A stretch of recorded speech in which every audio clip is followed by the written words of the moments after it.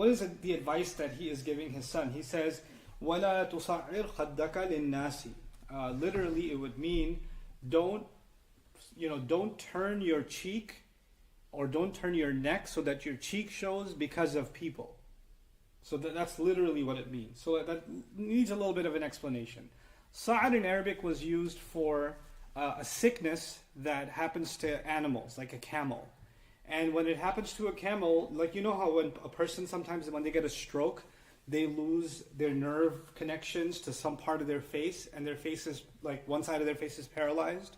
Or if somebody goes through a sickness and their head is turned slightly and it's permanently turned, right? So some animals, they had a certain sickness in the desert where the camel, its neck would stay slanted, or its head would be turned a certain way even if it's walking straight, right? And it's kind of a disability that it suffers from where its neck is turned.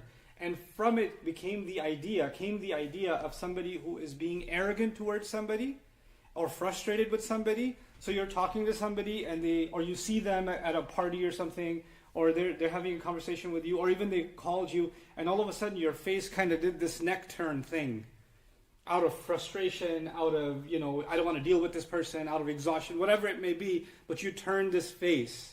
And so he says, don't turn your face and show your cheek because of people. So the linnas could be ta'liliya, like Ibn Ashur says, which means because of people. It can also be kind of just a straightforward jar, which would mean to people. Meaning don't show this to people. Don't act like this towards people. Now how does that apply? Well, there's a number of ways we can think about this. One way you can think about it is you're talking to somebody at work or at school or among friends or family. You're having a conversation with somebody, a stranger, and you can't stand the tone of their voice, or they can't stand the level of their intelligence, or you can't stand how wrong they are and how confident they are and how wrong they are. It could be any number of things. It could be that you think what they're saying is ridiculous. It could be that you're actually arrogant and you think they're inferior to you in some way because they don't have the degree that you have, or they don't have the qualifications that you have. Or you've already sized them up because of their age. They're, all these old people are all the same, or all these kids are all the same, or all these young people think they're know-it-alls, etc. So you've dismissed somebody already before they even open their mouth. And the moment they start saying something that challenges what you believe, or ask a question that you don't have the patience or tolerance for, your face starts kind of changing, and you let them know that you're not interested in even giving them time of day by the way that you turn your face away from them. Right? So you just لا تصعر خدك للناس is don't arrogantly, dismissively, and out of because they're too annoying to you, you don't want to deal with them. Don't do that to people. And it's interesting that the word people was used because sometimes you can do that to your own family. Sometimes you can do that to perfect strangers outside. You can find yourself in any situation where you have to check. I have to check myself if that's not what I'm doing. And it's also really interesting that generally you can think of this as don't show arrogance to people, or don't give people an attitude. That's really what this means, is don't give people an attitude. Right? Nowadays you can even think of it as don't roll your eyes at people. Don't take deep dramatic breaths at people. Don't whatever people. Don't send emojis of people with the eyes rolled up like whatever. That's all tusa'ir khaddaka linnas. Now it's all inclusive if you understand the principle. Why would somebody do such a thing? Because they just want to make someone feel insignificant or unworthy of the conversation, or they want to make somebody feel small. And actually one of the words for that in Arabic in the Quran is istighfaf. It's used for the Pharaoh and how he made the Israelites feel. He made them feel light, insignificant. So don't make someone feel insignificant by the way you dismiss them or ignore them or walk off from them, etc. So that's one bit of advice. And I mentioned social settings in which we can express that kind of frustration. But another situation where you can express that is you can have an opinion like that about an entire group of people, or an entire religion, or an entire school of thought, or an entire nation of people. All these Bangladeshis. I'm reminded of an example of that in the Quran that's pretty significant, and that is of the Pharaoh and the people who were under his army. We think of the Pharaoh and his army as one monolith, which means they're all the same. They're the bad guys. They're the bad guys that subjugated the Israelites. They're the ones Allah drowned, right? So it should be easy for us to say they're all bad. And then Musa alayhi salam sees an Israelite, a slave, being beat up by an Egyptian police officer in the middle of the street, in the middle of nowhere. And in his mind, he's thinking, here we go again. These people, that's all they do. They oppress my fellow Israelite brothers. And those were the Muslims of that time. So here's a kafir who doesn't believe in the akhirah, who believes their king is God, and they oppress the Muslims who've been kept as slaves, and he's oppressing yet another one. Look at what's happening. So he goes and he intervenes and he throws a punch, right? Without knowing the entire situation. And it turns out that the person he was protecting was a con man. And it turns out that he acted in haste. And you know what? Immediately after taking that action, what did he say? هَذَا مِنْ عَمَلِ الشَّيْطَانِ. This is from the work of the devil. He acknowledged his own hurry to help as work of the devil. But if you break that down, where did that come from? It was a haste in making judgment because he's seen that 1,000 times, right? He's seen 1,000 Israelite, oppressed by the Egyptian military. So this must be yet another case of that.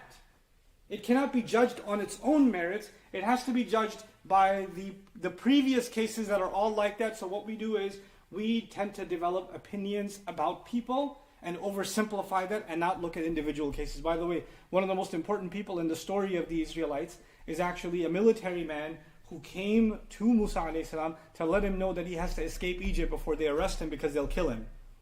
And actually Allah made him a means by which Musa alayhi salam survived. And he was a member of the Egyptian military who was a secret believer. Right? So judgments aren't easy to make. The same.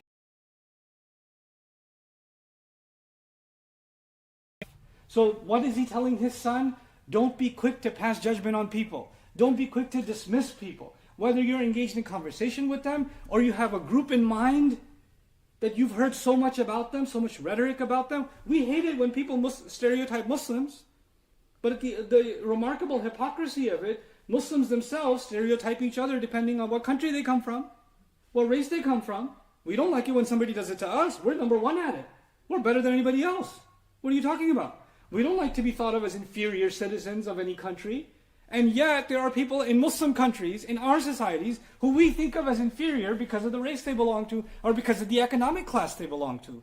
So this advice that he's being given to a son, if every father on earth and every Muslim father on earth was giving every Muslim son on earth this advice, racism and classism and economic distinction and superior, the false sense of superiority and tribalism wouldn't exist in the ummah. So it's a small little advice that a father is giving his son, but if our sons were actually raised and our daughters were actually raised like this, the ummah would look very different than what it does now. And then on top, a step further than that, the ripple effect grows of just this phrase, لَا تُصَعِّرْ خَدَّكَ لِلنَّاسِ. You know what it does? It creates a false sense of moral superiority. These people are messed up. I wish they were more like me. Why can't they mature themselves and reach the moral high ground that clearly I stand on, above the clouds? So everybody else should be like, you know what that is? That's the height of arrogance, isn't it? But one doesn't even realize it, because maybe the people that you're criticizing or you're so angry about are right, justifiably. They're doing something wrong. And it isn't something good.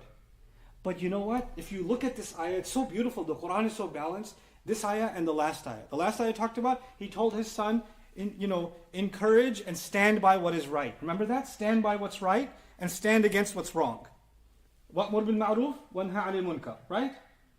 But now look at how that equation is being balanced. Standing by what's right, while at the same time not turning your cheek at the people that are doing wrong.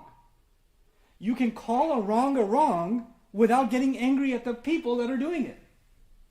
You can stand for what's right without being hateful and spiteful towards someone you disagree with. You can say, for Ibrahim alayhi salam can say to his father who does terrible wrong, I don't think in the Quran there's a bigger wrong than worshipping idols. And then on top of that, multiply that, square that even, right? A shirk squared, not only is he doing shirk, he manufactures the idols. He manufactures the idols. How does Ibrahim alayhi salam speak to his father? He's going to do nahi anil munkar. He's going to say, don't do this. But he's going to say, Ya abati, قَدْ جَاءَنِي مِنَ الْعِلْمِ مَا لَمْ يَأْتِكَ فَاتَّبِعْنِي أَهْدِكَ صِرَاطًا سَوِيًّا. My beloved father, knowledge has come to me that hasn't come to you. Man, he's correcting him. He's straightforward about correcting him, but he's still doing it lovingly. In other words, he's not, these mushrikeen, don't you know that you're going to burn in hell if you do this? And these people, all of them follow you, and this is تُصَعِّرْ خَدَّكَ لِلنَّاسِ. So don't confuse Amr bil Ma'ruf from the previous ayah and Nahi anil Munkar from the previous ayah, so that you use that as a disguise. They say I'm enjoining the good and forbidding the evil, but actually what you're just doing is turning your neck towards people, or because of people. In other words, you're just expressing frustration over people. Some people do this, some people do this, some people do this. Unfortunately for some people, you know what can happen, and I hope it never happens to you. What might happen to you is your entire Islam and your entire learning of Islam is about how messed up some other people are. That's all you do with your learning of deen. The only thing you ever learn about is, these people are so messed up, let me tell you why. And these people are so messed up, let me tell you why.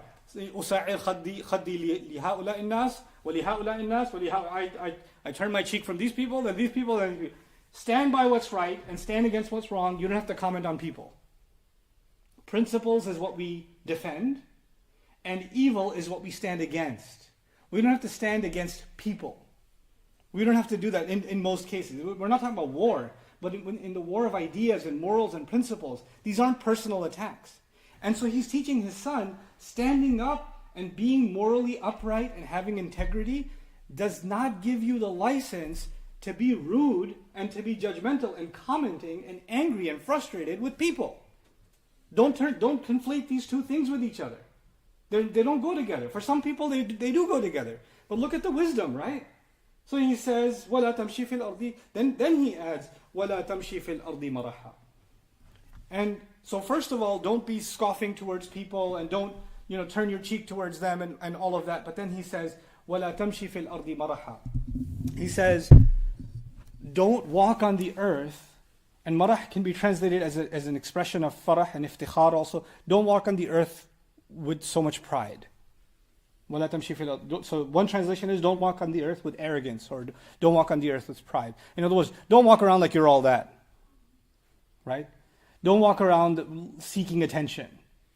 Don't turn your face away from people out of arrogance, or don't turn your face away from people out of pride, anger, arrogance, or dismissal, whatever else, right? So there could be a multitude of circumstances and any number of reasons where a person might feel they're justified in acting a certain way towards somebody else. And they can tell themselves, we're very good at rationalizing our own behavior. So if I do something terrible, I can say, yeah, I know that's terrible, but, and then I have a set of excuses for myself that justify what I did.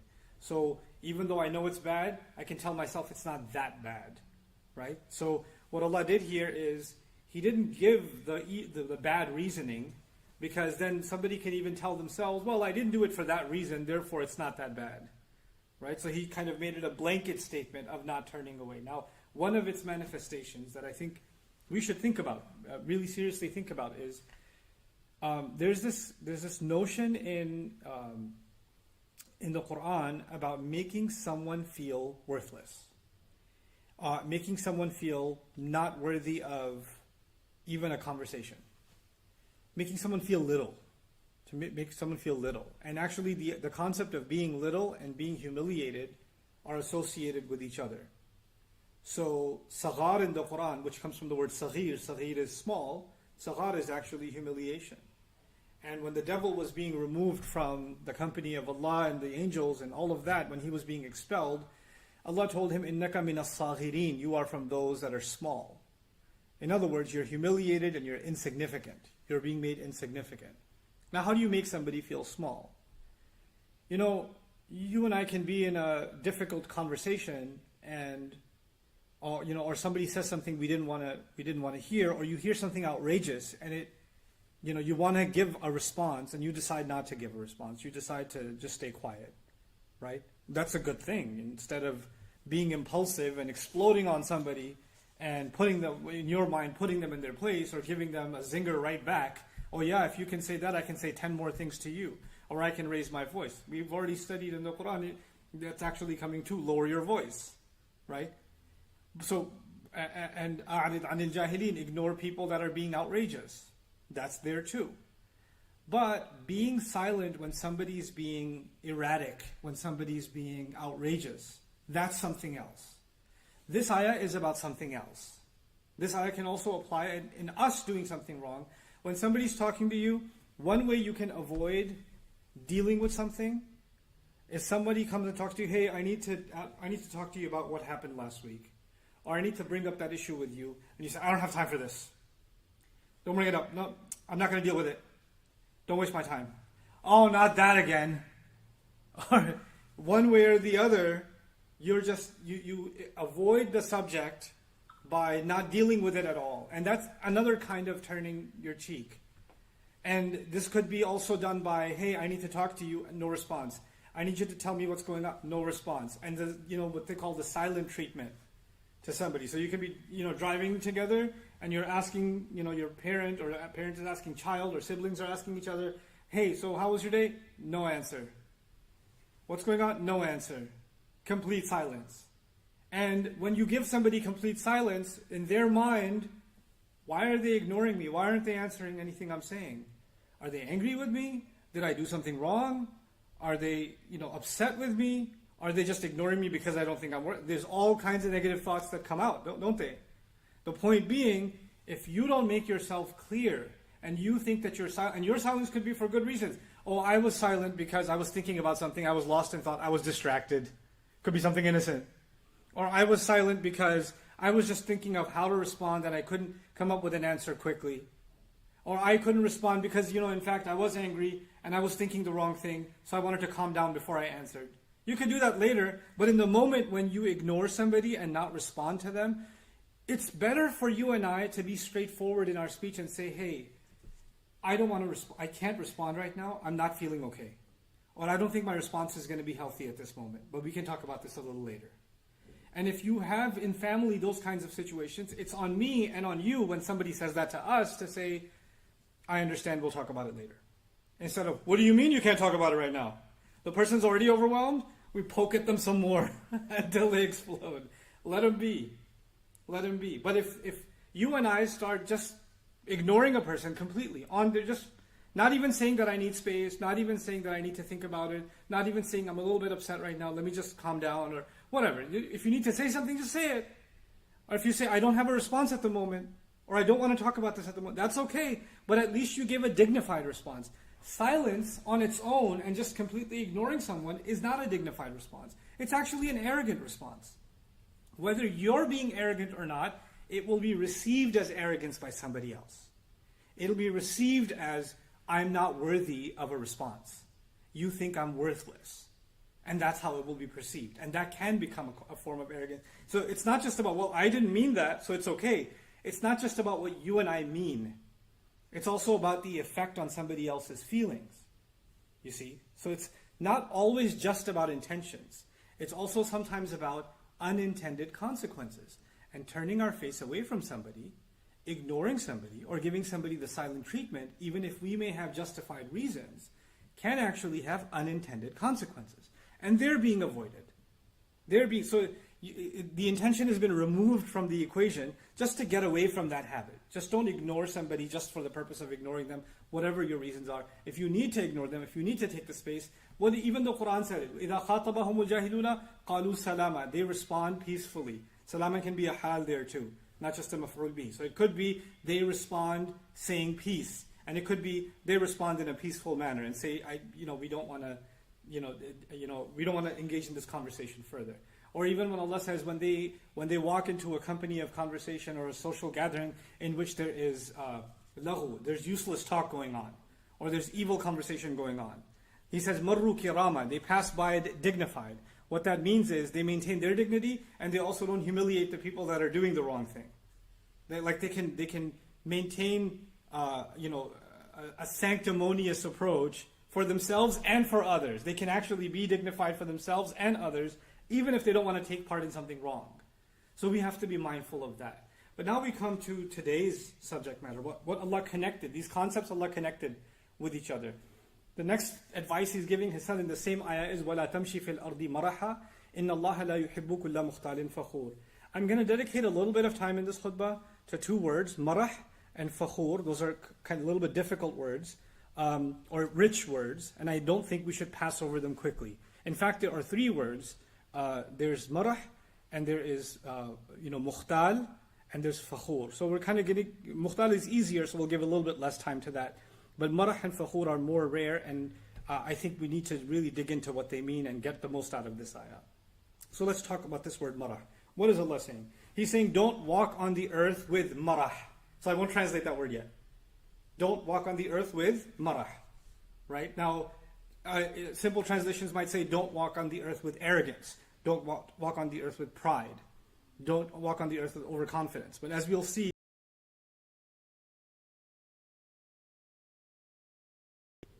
when the father is telling his son, don't walk on the earth with marah, he's saying, don't go hanging out or don't go outside engaging the world. Because there's times where you're home, right? And then there's times you go out. You go out for work, you go out to hang out with friends, you go out to get food, whatever it is. Don't leave the home. Don't go anywhere and be impulsive. Oh, I want to do this. Oh, I want to do this. I don't want to do this. I don't want to do this. And you have no purpose in what you're doing.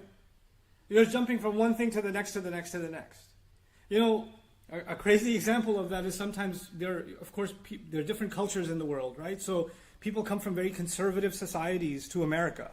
So somebody may have been raised in a very religious or a very traditional, village, and they may not even be Muslim. They may even be, Hindu or Christian or whatever, but very cultural, conservative background. Or think of a Muslim family and somebody who's raised in this joint family system, and there's a lot of respect for elders, and you watch your speech, and you watch the way you walk, and you watch the way you dress, and the way you sit, and the way you eat, and then they land in America, and they're a student, and they have a student visa, and they're going to the university, and the university has, parties on the weekend, and they've got fraternities, and they've got, hangouts, and the other students in the dorms are doing drugs, and everybody's got a relationship of one kind or the other, all kinds of stuff. They're just bombarded with this stuff. And somebody can take those values that they were holding on to, but like that bow that releases the arrow without effort, they just let go of all of those values, and they got exposed to a new world. And they become marah. And this is a very powerful bit of advice, because we have kids, for example, we want to raise them in an Islamic environment, in a protected, sheltered environment. So whether you live in America, Australia, Lahore, Dhaka, it doesn't matter where you live. You want to protect your kids, and you want to make sure that they receive positive reinforcement about this is good for you, this is bad for you. Hey, what are you watching? Hey, where are you going online? Hey, let me see that. Who are you on the phone with? We're checking what they do. It's natural. Right? So we're trying to create a sheltered environment for them wherever we may be. But you know what? This father realizes they're not going to stay home. These birds are going to fly off the nest.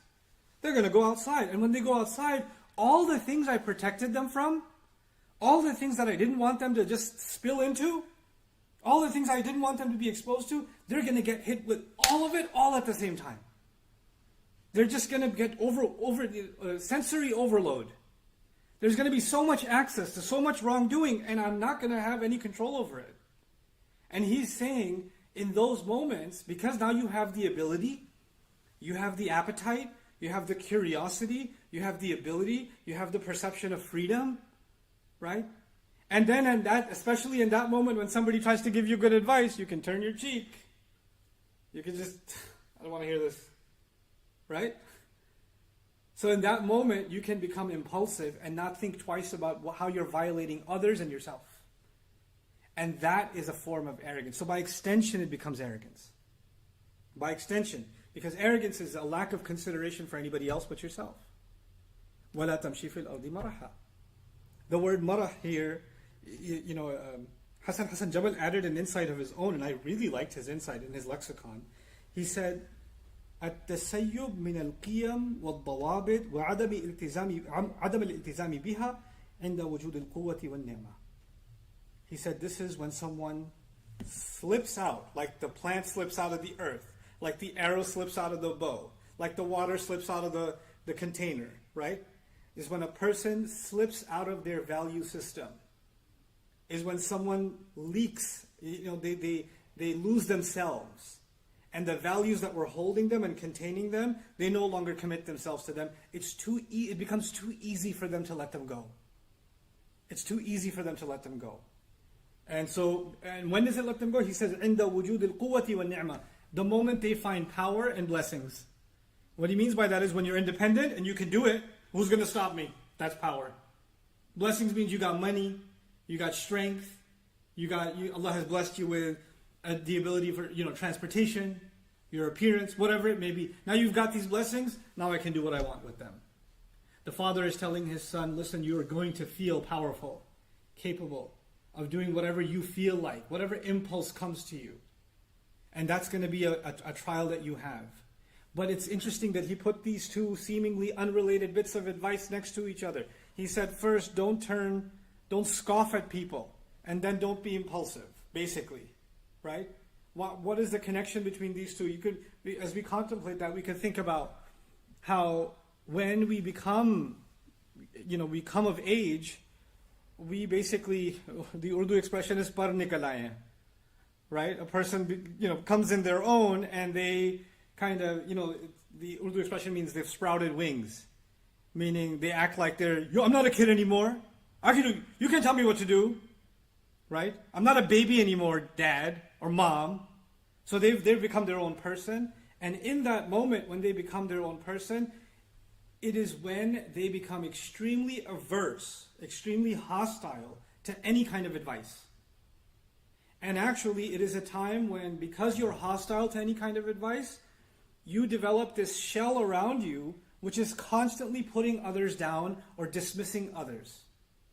The modern way of doing that captures so many young people around the world that are coming into adulthood is the word whatever. You whatever everything in the world.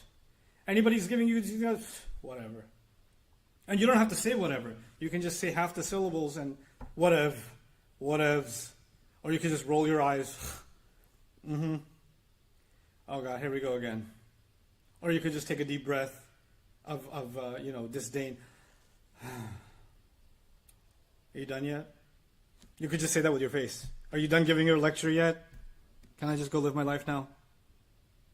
This is لا تصعر خدك للناس. You don't have to disrespect someone by raising your voice and getting angry. You could just dismiss someone and dishonor them. And now that you've dismissed them and you can't hear their voice anymore, their advice anymore, now you're left to your own devices. وَلَا تَمْشِ فِي الْأَرْضِ مَرَحًا. He's putting those two things together, perhaps because he understands that when a person stops listening to the advice of others, that's when they become impulsive. So having people in our life that can give us advice, that can give us the benefit of their wisdom, and keeping an open ear and an open heart towards them is an important part of life.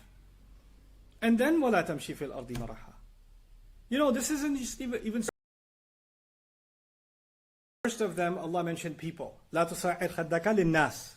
So people are mentioned. And in the second one, it's not about people, it's all about you. Is وَلَا تَمْشِ فِي الْأَرْضِ مَرَحًا. There's no mention of people. Don't walk on the earth with marah, in a state of marah, and there's no mention of people. What's the benefit of knowing that? Allah is telling us a person is at the devil's disposal when they have cut themselves off from good people. The devil's whisper comes from this direction, that direction, that direction, and when there's no good people around you, then you are susceptible to this whisper, then that whisper, then that whisper. So the first thing is, don't isolate yourself from good people by dismissing them. That's the first step. And if you are doing that, then you are handing yourself over to the world of evil and negative thoughts that are inside you that can pull you in any direction whenever, especially when you go in the outside world. The strangers that you're going to meet, the people that are going to be in the marketplace, the people that are going to be in the university, on campus, the people that you're going to meet at school, the people that are going to be working with you, those are not necessarily people who care about your well-being. They don't care about your well-being. They care about themselves. But many of them will represent invitations to do something wrong. Right? So those people will have some allure to them, and you'll be drawn towards them, but they don't mean well for you. And you'd rather hang out with people that don't criticize you, so you don't want to be around anyone who keeps it real with you and tells it to you like it is. So people who tell you like it is, you just want to keep your distance from them. You've already, سَعَرْتَ خَدَّكَ لِلنَّاسِ. You've already turned your cheek away from them. Now you become وَلَا تَمْشِ فِي الْأَرْضِ مَرَحًا. Then that second bit of advice comes. So it's actually, doesn't matter what a social butterfly you are. It doesn't matter how many online friends you have and how many people know you and how popular you are, or you can make friends anywhere you go. Those kinds of people that are super outgoing and have friends everywhere, watch out, because sometimes their worst connections are the people closest to them. The people closest to them are the ones they dismiss the most, ignore the most. They're so nice outside, so horrible inside. And that's actually, that's a kind of fake life.